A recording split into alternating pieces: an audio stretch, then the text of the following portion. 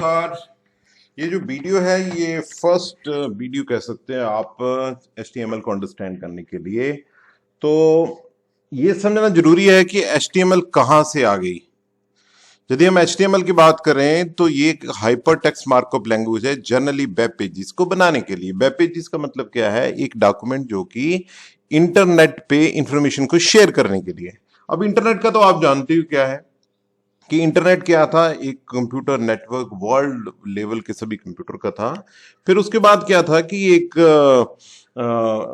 Computer science engineer Tim Berner Lee CERN में काम कर रहे थे, ब्रिटिश इंजीनियर थे ये। सर्न मतलब एक न्यूक्लियर फिजिक्स से रिलेटेड या एटॉमिक एनर्जी से रिलेटेड जो एक ऑर्गेनाइजेशन है सर्न, उसमें वर्क कर रहे थे। तो इंफॉर्मेशन शेयरिंग के पॉइंट ऑफ व्यू से उन्होंने क्या किया, इन्वेंट किया, एक ड्राफ्ट किया कि क्लाइंट हो सर्वर हो उसमें इंफॉर्मेशन ऐसे शेयर कर सके हम। तो जो इंफॉर्मेशन शेयर कर सके वो किस फॉर्मेट में शेयर कर सके, उसके लिए उन्होंने HTML इन्वेंट की। एक्चुअली जो HTML है इसकी फुल फॉर्म की बात करें तो it is a hyper text markup language. But ये जो लैंग्वेज है एक स्क्रिप्टिव लैंग्वेज है। स्क्रिप्टिव लैंग्वेज का मतलब it is the language of tags. इसमें टैग होती है, opening tag, closing tag, less than, greater than के साथ बीच में लिखी जाती है। और किस लिए यूज करती है? वेब पेजेस के रिलेटेड होती है। और जो HTML है वो एक एप्लीकेशन है SGML की। SGML क्या है? Standard generalized markup language. और किसके लिए यूज होती है? डॉक्यूमेंट के लिए। यदि मैं बोलूं what is the difference between the SGML and HTML, तो ऑब्वियसली ये वेब पेज के लिए है और ये डॉक्यूमेंट्स के लिए है, the movement of the document through the internet. इसमें भी ये क्या बताती है? स्टैंडर्ड डिफाइन करती है टैग के लिए। ये स्पेसिफाई करता है डॉक्यूमेंट टाइप डेफिनेशन, जिसको DTD कहते हैं। यदि डॉक्यूमेंट को हमने सेंड करना है, क्रिएट करना है, तो वो डॉक्यूमेंट के अंदर जो टैग्स होंगी वो क्या है भाई, उसकी डेफिनेशन बतानी पड़ेगी। तो ये भी डिफाइन करता है कि कैसी टैग्स होगी, उसकी डेफिनेशन क्या होगी। जो HTML है वो अकेली काम नहीं करती है।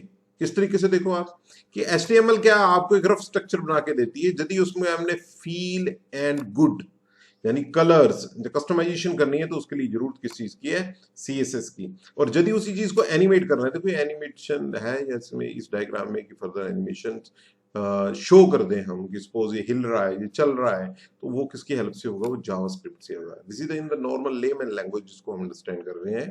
तो अदर जो इसके साथ जो कंपेटिबिलिटी बनती है वो किन चीजों की बनती है? CSS, जावास्क्रिप्ट और XML की। XML की फुल फॉर्म क्या होती है? क्या फुल फॉर्म होती है? Extensible markup language. ये जो लैंग्वेज है इसमें ऑन टैग्स होती हैं, अपनी ही टैग्स होती हैं उसको यूज करने के लिए। HTML में फिक्स स्टैंडर्ड टैग्स होती हैं जिसके प्री डिफाइंड मीनिंग होते हैं।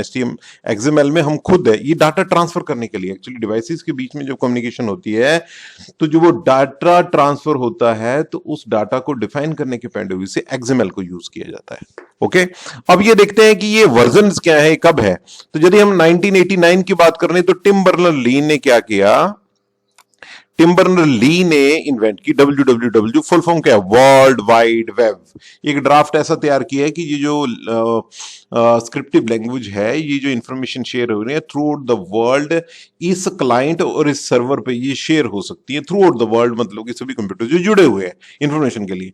With the passage of time क्या हुआ है? टिम बर्नर ने 1991 में HTML को इन्वेंट किया। और HTML को जब इन्वेंट किया तो उसके बाद इसमें चेंजेस आने लगे। स्टार्टिंग की जो HTML 1 है, इसको हम HTML 1.0 भी कहते हैं, वर्जन कहते हैं इसको। तो इसमें टेबल्स नहीं होते थे। यदि आप अंडरस्टैंड करेंगे आने वाले टाइम में, इसमें टेबल्स नहीं होते थे। और आते आते क्या 1995 में सेकंड वर्जन आया और ये सेकंड वर्जन में ये डिफाइन हो गया कि एक इंटरनेशनल कंसोर्टियम बना लेते हैं, जो बनी W3 consortium, world wide web. तो वर्ल्ड वाइड वेब कंसोर्टियम बनी जो कि दुनिया भर में स्टैंडर्ड डिफाइन करने के लिए कि HTML को लिखा कैसे जाएगा, इसमें टैग्स क्या होंगी। ओके, वर्किंग ग्रुप बना। उसके बाद एक और ऑर्गेनाइजेशन बनी। तो ये जो 1997 में आते आते 3.2 आ गया। यहां पर एक इंपॉर्टेंट चीज हुई कि HTML के साथ CSS आ गया, जो भी पिछली स्लाइड में हमने किया कि HTML के साथ CSS गया। मतलब HTML का मतलब है कोडिंग, और पेज के ऊपर फील एंड लुक जो डिजाइन करना है वो किसकी हेल्प से होगा? CSS, कैस्केडिंग स्टाइल शीट की हेल्प से। तो उसमें स्टाइल्स उसमें इंक्लूड होने लगे। और ऐसे 97 से लेके ऐसे ही मूवमेंट होती रही। फिर हमारे पास 99 में 4.0.1 आया।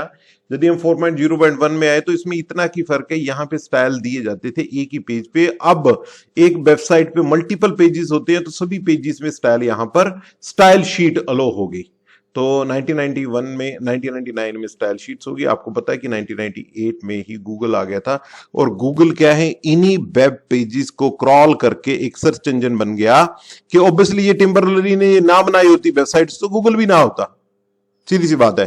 The basis of the Google is just the HTML tags and information in that web pages, उससे ही उसने पिक किया है। तो कहने का मतलब क्या, ये आया, उसके बाद XHTML आया, सो दैट की डिफरेंट डिवाइसेस यूज होने लग पड़ी, जिसमें कि इंटरनेट कनेक्ट होने लग पड़ा। ठीक है, कई वायरलेस डिवाइसेस शुरू होगी, तो वो कैसे पॉसिबल हुई, जो XHTML आ गया कि डिवाइसेस में कम्युनिकेशन स्टार्ट होगी, XHTML आ गया। ठीक है, आपका फ्रिज वायरलेस हो जाता है, आपका कोई और डिवाइसेस वायरलेस हो जाती है, तो ये वायरलेस कैसे हो जाती है, with the help of the x यानी कि XML की हेल्प से। ओके, पर ऐसे करते करते क्या है, नियर अबाउट 2014 में कह सकते हो आप कि HTML5 आया। तो HTML5 में कई नई टैग्स आ गई, जिसमें कि आप ईमेल टैग बोल सकते हो, पासवर्ड बोल सकते हो, ऑडियो बोल सकते हो, सेक्शन बोल सकते हो, और ज्यादा वेल डिफाइंड स्ट्रक्चर आ गया। स्टार्टिंग में जो HTML थी उसका कोई स्ट्रक्चर नहीं था, लूजली टाइप स्क्रिप्टिव लैंग्वेज थी, with the passage of time उसको स्ट्रक्चर करना पड़ा, रूल्स उसको देने पड़े। जैसे आपको बताया कि सी लैंग्वेज है, C++ है, इसमें पर्टिकुलर रूल्स होते हैं, यदि आप कोमा भी नहीं लगाते तो भी नहीं काम चलता है, बट HTML में ऐसा नहीं था। तो with the passage of time कुछ रूल्स बनने लगे, वो रूल्स HTML के लिए कम, CSS और जावास्क्रिप्ट के लिए और बनने लगे, नई चीजें उसके साथ ऐड हो गई। तो ऐसे इसकी ग्रोथ एंड डेवलपमेंट हुई। अब अंडरस्टैंड करते हैं कि ये जो HTML का कोड लिखा कैसे जाता है। इसको लिखने के लिए हम बच्चों यूज करते हैं एडिटर को। एडिटर एक सॉफ्टवेयर है जिसमें HTML का कोड लिखा जाता है। वैसे ये सॉफ्टवेयर नॉर्मल सिंपल सॉफ्टवेयर है, और ये सॉफ्टवेयर है, इसको हम यदि हम विंडो इंस्टॉल की तो नोटपैड इसको कहते हैं। अभी और आपने इसको बेटर वे से करना है कि आप इसमें कोड की फॉर्मेटिंग कर सको, या आप इसके टैग्स अपने आप ही आ जाए। HTML के टैग्स हैं, उसको अंडरस्टैंड करना, उसको यूज करना, ये एक पार्ट रहता है HTML को समझना। यदि वो टैग्स ही ऐसे आ जाएं तो ब्लू फिश, फिर एडोब ड्रीम बीवर, ऐसे कुछ सॉफ्टवेयर हैं और जिसकी हेल्प से आप उसको कर सकते हैं। एटम भी एक एडिटर है जिससे हेल्प से आप कर सकते हो। इन HTML के जो डॉक्यूमेंट का कोड हम लिखते हैं, इसको सेव करते हैं .html के साथ हम। ओके, और ये जो वेब डॉक्यूमेंट बनते हैं, वेब पेजेस बनते हैं, जब वेबसाइट को ओपन हम करते हैं किसी भी वेब ब्राउजर में। Okay, so this is about the HTML। Thank you.